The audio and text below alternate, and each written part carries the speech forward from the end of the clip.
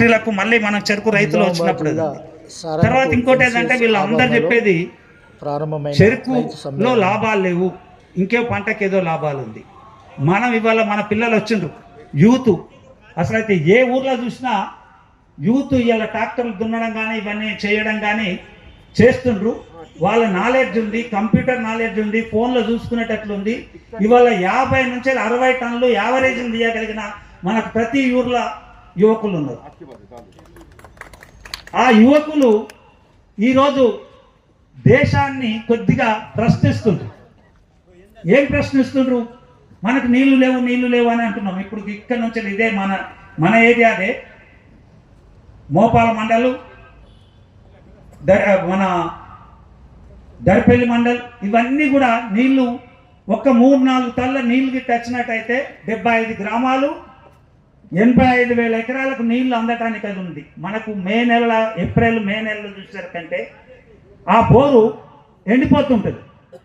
ఎందుకు ఎండిపోతుందంటే ఇంకుడు గుంటలు లేవు, నీళ్ళు లేవు, ఆపడం లేదు. లేదా నీరు వర్షపు నీరు వచ్చినప్పుడు మనకు దాన్ని నిల్వ చేసుకున్నట్టయితే ఉంటుంది.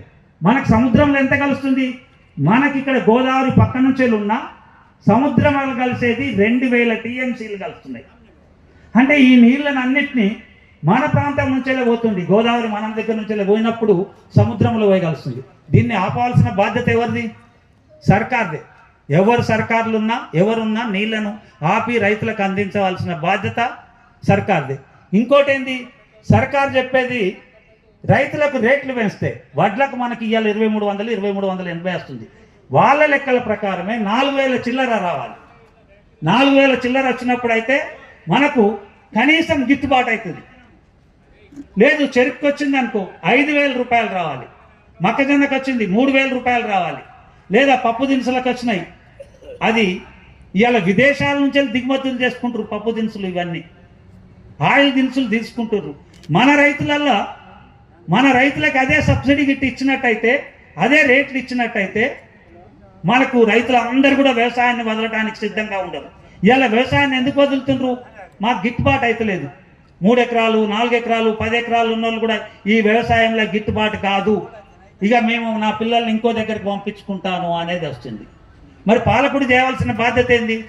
ఇవాళ మనం టమాటా పండిస్తుండ్రు. మన మాకలూరు మండలు టమాటా పండిస్తే తెంపన కూలీలు కూడా వెళ్ళాయి, కూరగాయలకు తెంపిన కూలీలు కూడా వెళ్ళాయి.